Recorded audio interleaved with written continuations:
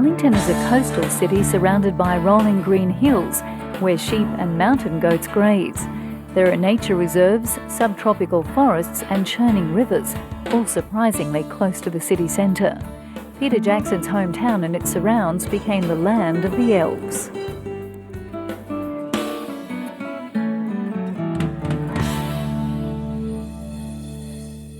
It must be a thrill for you being here in your hometown, having a chance to have achieved something like this in your own country. Yeah, this is the hometown. This is the hometown moment. Really, the premiere that we had last night was extraordinary, and it's sort of been elevated into being almost more than a movie, you know, because New Zealand's been so proud of this for the last 3 years while we've been working on it, and to have it finally released was like it was the culmination of all this pressure that had been building up, and people kind of went crazy. It was amazing.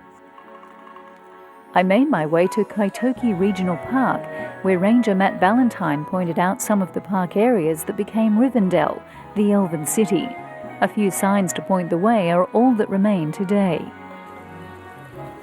This is really exciting because I'm actually standing on the set, well, what was Rivendell. Did it look like a real world? When you were here watching it, did it actually feel like you were in an Elven city?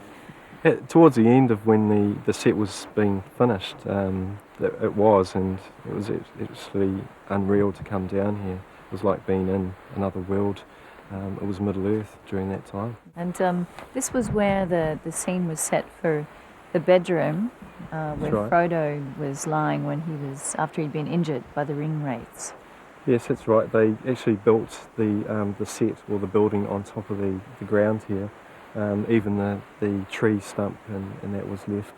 And, so that means Elijah Wood was actually like lying in this spot.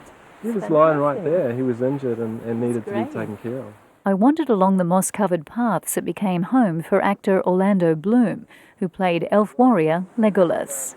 Do you think people, when they see this film, might be inspired to go and visit New Zealand? Well, absolutely. I think what Pete did amazingly in making this film is he created, in my mind, when I saw this film, I said this before, he created another character, and that is the landscape. You know, apart from just the ring, the landscape is phenomenal in this country, and you know, just I sort of want to buy a place here. I really feel like it'd be great to have a home here and be able to come here and spend a few months of the year.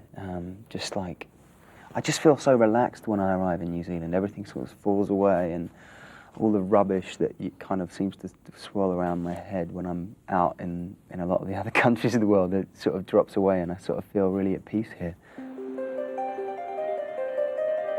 There are countless bushwalks and day treks that can be taken through this region, and even at the height of summer, it's still surprisingly cool.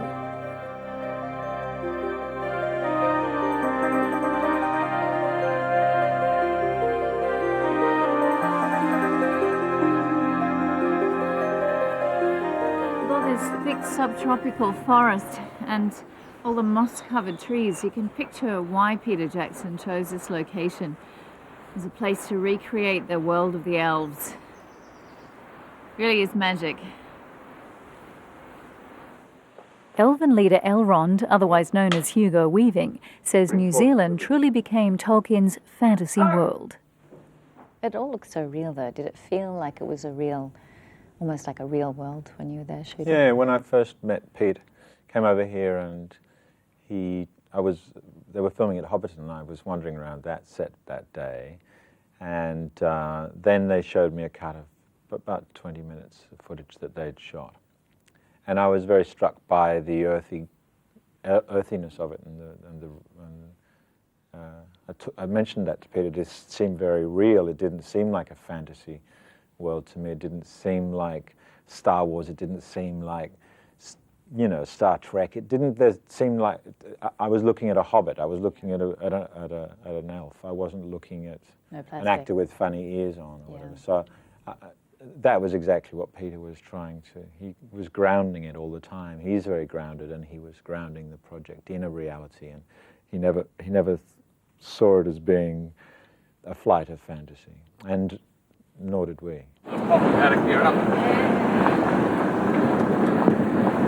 Is the bumps okay? Yes. I'm not. Can you tell us where we're heading? Okay, well, we're heading towards the Red Rocks now. We'll be there fairly soon. My next destination was along the rocky coastline. I joined the Red Rock Seal Tour with my guide, John. John, this is a nice spot. Yes, the Red Rocks. The Maoris say that why they're red is that one day one of their heroes or gods was out fishing, a man called Maui, and he was in his canoe, which was the South Island, and he threw his line in to the sea, and he caught enormous fish, and he pulled and he pulled and he pulled, and up came the North Island of New Zealand. Wow. That is a big fish. and on that day, apparently he had no bait to put on his hook, and so he had to use his own blood, and some of his blood spilt and stained the rocks. Wow. And that's why they're red. That's amazing. So there's a lot of Maori stories woven in, I guess, to the countryside and everything here. There certainly is. The Maoris felt so much at home with the earth and the sea and the sky, and there are all sorts of stories about everything. And then there's some more interesting rocks coming up now. This is a natural formation, although I think it has had some little bits of explosive to help it on its way. We slowly crawled our way across the sand dunes and rocky beach. It's very rugged indeed. Yeah. And this is just one big giant sand dune, and it can be a graveyard for four-wheel drive because the soft sand drifts down into the track, and you end up with a lot of soft sand in the track and you can't get through. Oh. And on one famous occasion, a few years ago, there were 9 people all stuck in the sand. Yeah. One last gate was left to open. Up ahead was the seals' favourite resting place. These are New Zealand fur seals, and the big ones behind me here, particularly these two over here having a fight, they're all males. Now the females and the pups are back on the South Island, enjoying the food that they've got there for themselves. Well, all the boys here, they have a chance to hang out together.